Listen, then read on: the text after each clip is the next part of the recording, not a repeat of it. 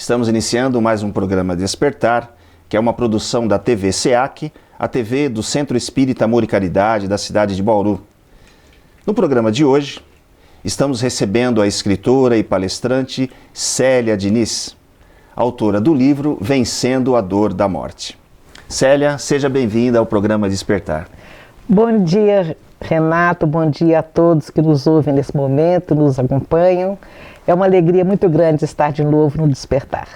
Nós estivemos juntos no programa Conversa com o Autor, onde falamos a respeito do seu trabalho em Pedro Leopoldo, a cidade em Minas Gerais. Um trabalho que você realiza no Centro Espírita Luiz Gonzaga, é isso? Sim, nós temos a honra de estarmos presidindo o centro que Chico Xavier fundou, na cidade que ele nasceu, em Pedro Leopoldo. Em 1927 ele fundou esse centro. E hoje nós estamos presidentes lá e somos apenas mais um entre os 120 voluntários que trabalham ali com todo o amor. Célia, o livro Vencendo a Dor da Morte, tem um exemplar aqui, você relata, na verdade, a história da sua vida, a história da sua relação com a doutrina espírita. Para aqueles que irão folhear a obra, para aqueles que já leram, o que a gente encontra ao folhear o livro Vencendo a Dor da Morte? Olha, a gente encontra quase todas as ferramentas que a doutrina espírita nos oferece. Eu, quando tive a pretensão de escrever esse livro, você me chamou de escritora, mas eu sou só autora deste livro por enquanto, não sou escritora. Um padre foi a Pedro Leopoldo, que ele estava vindo da América Latina e indo para Roma. E ele pede para passar em Pedro Leopoldo para conhecer a terra de Chico Xavier. E ele estava acompanhado por um diácono que tinha sido meu aluno no curso de Química do Colégio Imaculada Conceição. E ele disse, não, eu vou te levar, porque eu levo o senhor lá no centro, porque a Célia Diniz está lá, e ela foi minha professora, e ela perdeu um filho, ela tem uma história interessante. E o padre sentou-se ao meu lado, no salão do centro, muito emocionado por estar na terra de Chico Xavier. Isso é incrível, ver que Chico Xavier ele transcendeu as barreiras do sectarismo religioso há muito, pela pessoa que ele foi. E então, quando o padre me pergunta sobre a perda de um filho, como que uma mãe consegue o equilíbrio, que eu falei para ele, ele disse assim para mim, a senhora tem obrigação de escrever essa história.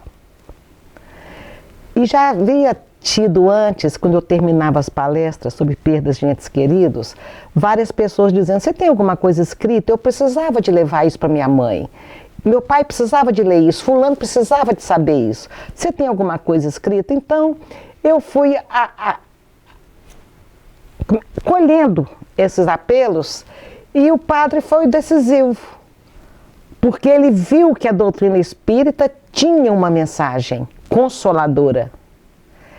E ele fala comigo assim, nunca vi tamanha fé. A mesma coisa que Cristo diz. Nunca vi tamanha fé, a senhora tem obrigação de escrever isso. E aí surgiu então o Vencendo a Dor da Morte, onde eu tinha a intenção de abordar todos os tipos, todos os gêneros de morte à luz da doutrina espírita. E para minha surpresa, quando eu comecei a abordar os tipos de morte, eu tinha todos na minha família, menos suicídio e assassinato. Mas eu tinha 2 casos de assassinatos, nossa, é muito pesada essa palavra, involuntários, porque foram atropelados, e tinham 2 casos de suicidas reencarnados resgatando aquele passado. Então, para minha surpresa, eu tinha quase todos os tipos de morte, com a participação de Chico Xavier, com quem eu tive a bênção de poder conviver a minha vida quase toda. E então o livro ficou esse misto das minhas experiências biográficas, mas onde eu fiz questão de colocar o que Chico nos ensinava, nos dizia, nos confortava, e o que a doutrina preconiza em cima das perdas. Então ficou sim um trabalho interessante, tem ajudado muita gente, e eu não me envaideço nem um momento porque simplesmente eu coloquei ali a doutrina espírita. O mérito é todo da doutrina. Você, além do trabalho como dirigente espírita, você também lecionou química nas escolas, matemática. Em que área você atuava profissionalmente? Eu apesar da minha pós ser de matemática pura, eu atuei em química e em ciências. A minha vida profissional, né, foi no Colégio Imaculada Conceição de Pedro Leopoldo, que agora está completando 74 anos. E eu me aposentei muito jovem, aos 43 anos eu me aposentei. E a partir daí, não tinha professor de química para me substituir, eu fui convidada a continuar e eu agradeci, dizendo o que meu pai disse quando se aposentou do Ministério da Agricultura: eu nunca mais trabalho por dinheiro. Trabalhar com aquilo que ama. Trabalhar com o que ama. Então, foi uma bênção na minha vida ter podido assumir primeiro a biblioteca, a livraria do Luiz Gonzaga, depois as palestras, depois a presidência. E esse contato com a doutrina espírita, através do Centro Espírita Luiz Gonzaga, você tem desde a infância, então, né, Célia? Sim, desde a infância. Porque quando eu nasci, os meus pais já estavam no Luiz Gonzaga, há 2 anos antes.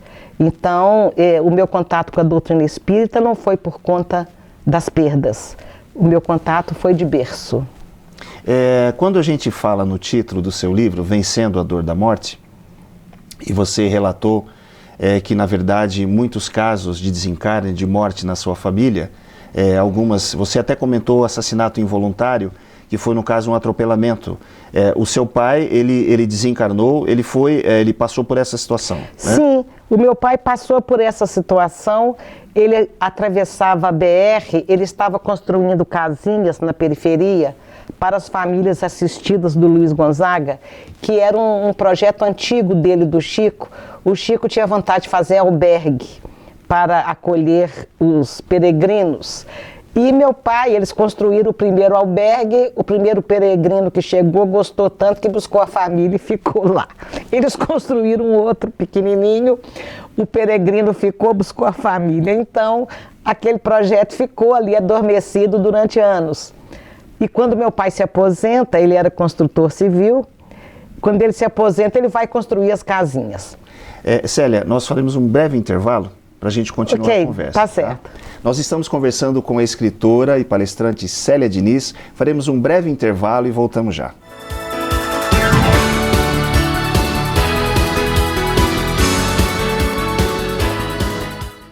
Você pode ajudar o SEAC de Bauru se cadastrando na campanha Nota Fiscal Paulista e indicando a nossa organização como beneficiária na doação automática. Com sua contribuição, nós recebemos o valor calculado em tributos fiscais e concorremos a sorteios mensais. Você também concorre a prêmios de até R$1 milhão e tudo com custo zero. Toda vez que você solicitar o CPF no ato da compra, a doação automática ocorrerá. Cadastre-se no programa Nota Fiscal Paulista pelo site ou, se preferir, baixe o aplicativo no seu celular. Faça seu login e siga o passo a passo que o sistema oferece. Escolha a opção Entidades e, em seguida, Doação de cupom fiscal com CPF automático. Pesquise pelo nosso CNPJ, Centro Espírita Amor e Caridade, e selecione Prazo Indeterminado. Pronto, agora você já está ajudando o SEAC e todos os nossos projetos. O Centro Espírita Amor e Caridade de Bauru agradece.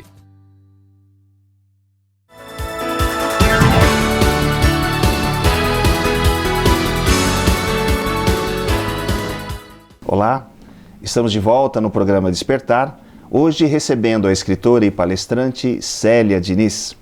Célia, nós falávamos a respeito do seu pai, Lico Diniz, você comentou a respeito do desencarne dele e das atividades que ele realizava, né?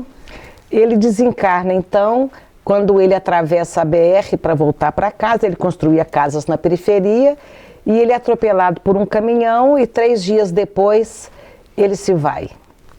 O outro caso foi a minha irmã caçula, que aos 9 anos de idade, minha mãe gerou essa minha irmã aos 45 anos de idade, foi a 17ª gravidez, e é meio como o Vinícius de Moraes diria, se foi para desfazer, por que é que fez? Por que ele fez? Eu sempre pensava nesse verso, e hoje eu entendo por que era para fazer e por que fez. Mas ela é atropelada na porta da nossa casa. O motorista não teve a menor responsabilidade no fato, porque ela sai de trás de um carro correndo, brincando de pique-esconde lá com os priminhos, com os irmãos, e é atropelada. Então tem esses dois casos. Esses dois casos você relata no livro? Sim, relato. Tá. E essa sua relação com esses casos que a gente vê presentes na sua vida, de que forma isso dentro de você, a doutrina espírita consolou, Célia? De que forma a doutrina espírita entra nesse aspecto? É engraçado que antes da minha irmã ser atropelada, um pouco antes, o Chico Xavier diz ao meu pai assim: meu filho, se prepare, porque as tempestades programadas estão para chegar. Então, ali eu já começo a aprender sobre o acaso que não existe, sobre uma programação reencarnatória, sobre essas necessidades tão estranhas que nossos familiares queridos trazem, com um gênero de morte tão complicado, que todo mundo vai morrer, cada um de um jeito. Então, eu já começo aí a encontrar os subsídios para compreender por que essas coisas acontecem. E é nesse ponto, Renato, que a doutrina espírita é extremamente consoladora, porque quando o nosso sofrimento tem um sentido, tem um motivo e um propósito, é tudo muito mais fácil de suportar. A dor no espírita, a dor de quem tem o conhecimento das leis que regem as nossas vidas nos dois planos da existência, material e espiritual, para quem tem um pouquinho de conhecimento dessas leis, a dor é mais fácil de suportar. Então a gente pode entender que o Espiritismo, a doutrina espírita, foi chamado de o Consolador Prometido. E nesse aspecto, é o aspecto da morte, é onde a gente encontra o consolo, ou seja, a doutrina espírita como uma ferramenta para poder atravessar esse período. Com certeza. Na década de 80, eu li na revista Veja o Papa João Paulo II, a quem Chico Xavier disse, de quem Chico Xavier disse quando assumiu o papado, assim, este homem é iluminado, vocês vão ver. Eu ouvi Chico falar isso na casa dele no sábado à tarde. Esse Papa é iluminado, vocês vão ver. E o Papa João Paulo II disse: sabemos que existe vida após a morte, mas não sabemos como ela é. Eu achei tão lindo um pastor de um rebanho tão extenso ter tido coragem de ir a público e dizer: não sei como é que funciona essa coisa. E ele realmente não tinha como saber, porque para a doutrina católica, a respeitável e veneranda Igreja Católica, os mortos não voltam. E para nós, sim, eles voltam e nós os recebemos abertamente, porque para a Igreja também eles voltaram, só que ficou nos bastidores dos mosteiros, nos bastidores do Vaticano. Público, né? Haja vista a vida de São Bento, que ele tinha reunião de diálogos, de intercâmbio espiritual, consta na história da Igreja Católica isto, mas para eles isso ficou um conhecimento reservado. E para nós as almas chegaram e cantaram, chegaram chegando, né? E os mortos trouxeram essa realidade da vida que continua. O Papa não tinha que saber isso, porque para ele não tinha que declarar isso, porque na doutrina dele não comporta, por enquanto, esta realidade desse intercâmbio. Então, ele diz: não sabemos como ela é, e nós sabemos.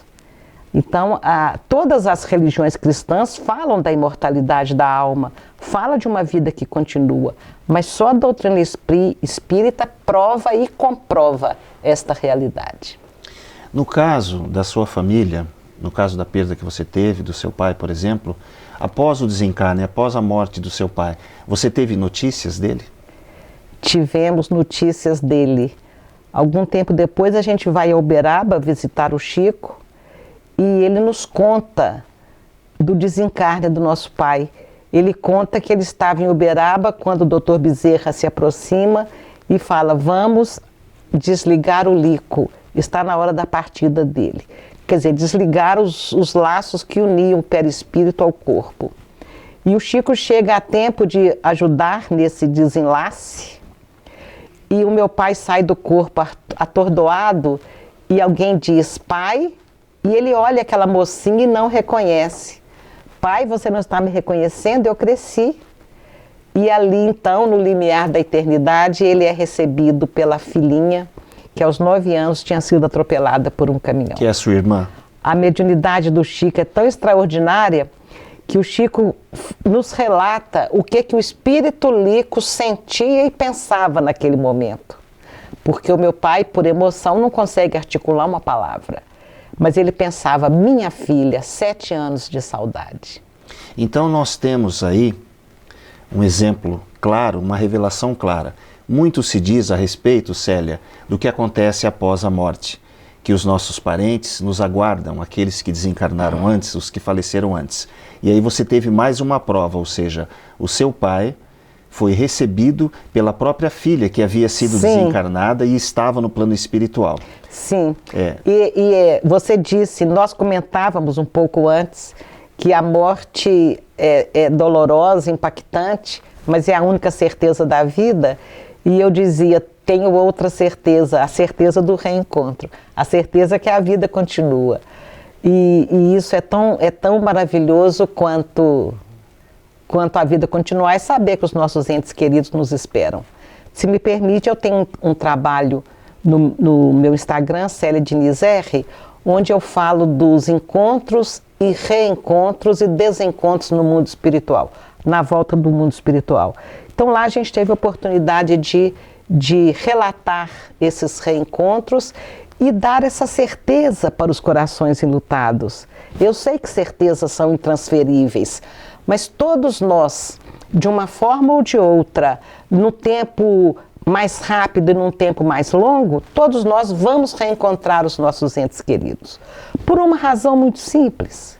Deus criou a lei de amor que nos une uns aos outros e Ele não ia criar um fenômeno chamado morte que nos separasse para sempre daqueles que Ele nos ensinou a amar. Então a morte é apenas uma mudança de plano, uma volta para casa e ela é menor do que o amor que nos une às pessoas, como ela é menor que o ódio também. Então a gente vai reencontrar. Nesse trabalho que você comentou, você cita diversos casos de pessoas que ao desencarnarem encontraram os seus parentes, encontraram pessoas, são relatos nesse sentido? Eu cito o caso do meu pai e cito o que o Allan Kardec preconizou sobre esses encontros, em que condições eles acontecem no nosso retorno ao mundo espiritual. É porque muitas vezes as pessoas procuram os centros espíritas para terem contato com alguns parentes que desencarnaram e muitas vezes o próprio espírito ainda não está em condições de levar uma mensagem, de entrar em contato. Sim. Então, e as pessoas às vezes têm dificuldade de entender esse aspecto. Tem. Né? Não existe nenhum desencarne igual ao outro, porque não existe ninguém igual ao outro. Então, o morrer, o desencarnar, é algo bem subjetivo. E a perturbação que acompanha essa transição da vida material para a vida espiritual é uma perturbação que pode durar alguns segundos ou séculos. Para cada um, segundo suas séculos, obras. Muito bem, a gente vai continuar falando sobre isso. Nós estamos conversando com a escritora e palestrante Célia Diniz. Faremos um breve intervalo e voltamos já.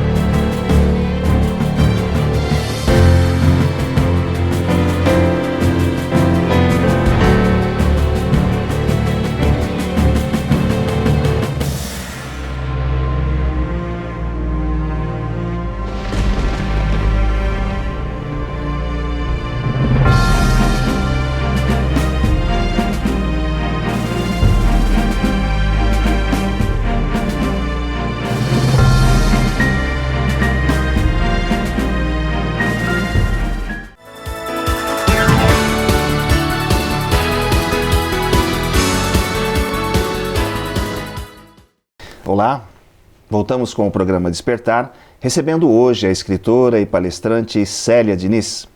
Célia, nós conversávamos a respeito de André Luiz, o espírito André Luiz, cuja vida está presente no livro Nosso Lar, e você comentou a respeito do período que André Luiz ficou no chamado umbral, 8 anos, né? Sim. E muitas vezes o espírito, devido à sua forma, né, de que atravessou essa vida, muitas vezes não se encontra em condições de, assim que chega ao plano espiritual, de até perceber a sua morte, não é? O André Luiz, ele tem um amparo da mãe, pela misericórdia divina, durante todo o tempo, e, no entanto, ele clamava por algo se sentindo sozinho. Antes nem clamava, porque ele não sabia que ele podia clamar, né?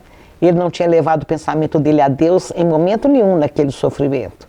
Então, um dia ele clama humildemente pedindo socorro e aí então ele estabelece o contato com a mãe que o recebeu. Então, os nossos entes queridos, superiores talvez a nós, os que estiverem superiores a nós em desenvolvimento, vão nos aguardar para nos amparar, nos apoiar. Agora, eu vou te dar um exemplo. Eu tenho um irmão que partiu aos 41 anos em situação muito difícil, onde ele praticamente ele abrevia com a sua conduta, não de suicídio, mas dos pequenos suicídiozinhos diários que a gente pratica, ele parte antes da hora. E a minha mãe chega e pergunta a Chico, Chico, ele já está com Lico? Que era o meu pai. E Chico fala assim, Lico está com ele, mas ele ainda não está com Lico.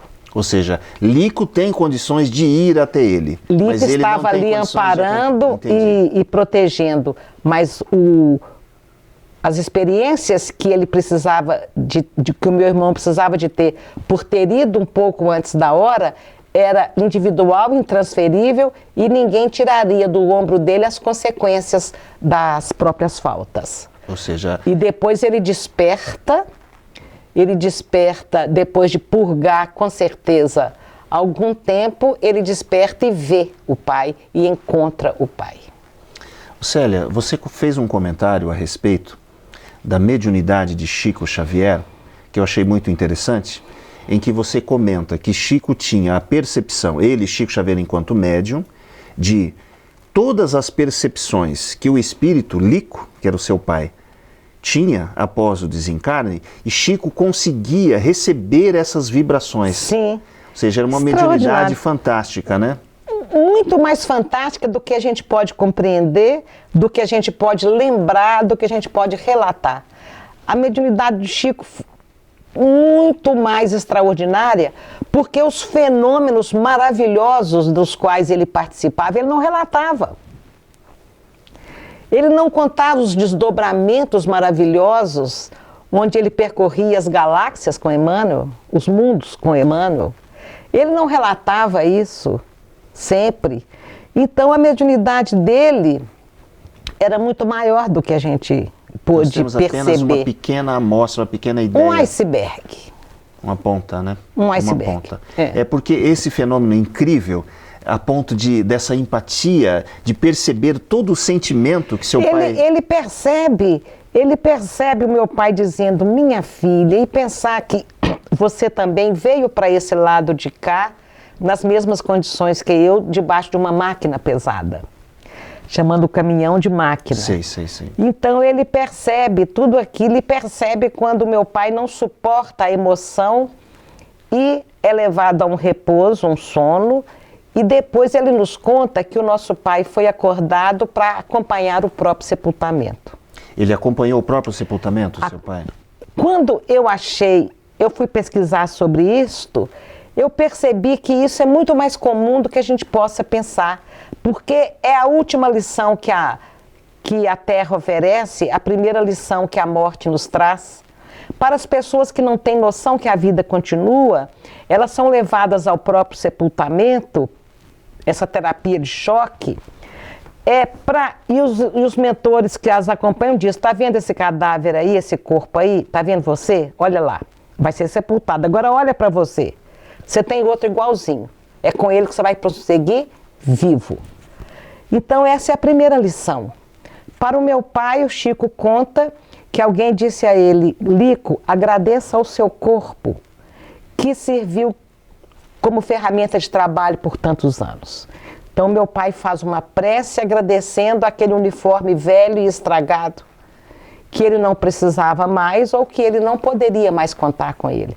Agradece a Deus a bênção da reencarnação e segue com a mãezinha dele, que estava desencarnada há 3 meses. Ô Célia, o termo vencendo a dor da morte, essa palavra vencendo, a gente pode interpretar de várias maneiras. Depois do lançamento do livro, que eu chamo até de peregrinação que você faz, fazendo palestras por todo o país, passados esses anos do lançamento do livro e do seu trabalho, como você vê hoje, o que seria esse vencendo a dor da morte? É possível vencê-la, a dor? Como funciona esse processo? Há quem acredite que essa dor não se vence, mas eu tenho refletido a respeito disso. Eu lembro cada minuto de dor quando sepultei meus filhos, meus pais, meus irmãos, meus sobrinhos. Eu lembro, mas lembrar da dor, e essa a gente nunca esquece, lembrar da dor não significa que esteja doendo ainda. E o que nós precisamos distinguir é isso. Eu posso lembrar da dor, mas não dói mais em mim. Então, quando a gente foi discutir na editora sobre o título do livro, eu queria por que Deus fez isso comigo, que foi a pergunta que eu estava ouvindo há 30 anos. Mas eles preferiram, com muita competência, que fosse algo que chamasse atenção realmente para o conteúdo do livro. E eles disseram, coloque então, vencer a dor da morte. E eu falei, não, põe vencendo. Um dos editores disse, mas vencendo o verbo está no gerúndio, fica mais fraco do que no infinitivo, vencer. Gerúndio significa algo que continua acontecendo, então é esse o nome. Um processo. Porque é um processo. Vencer a dor da morte é algo que a gente tem que fazer a cada dia. A cada dia eu ligo o som e escuto Ana Carolina e seu Jorge e aquilo me remete à alegria de ter minha filha comigo, nas festinhas que ela fazia lá em casa. E é naquele momento que eu preciso sair do meu apartamento, encontrar com a colega de infância dela, com 2 menininhos gêmeos lindos descendo as escadas e não achar que é ruim a minha filha não estar ali comigo e eu não estar sendo vó daqueles menininhos. Muito bem. Nós conversamos aqui com a escritora e palestrante Célia Diniz, no programa Despertar, a respeito de sua obra Vencendo a Dor da Morte. Muito obrigado pela sua audiência e até a próxima.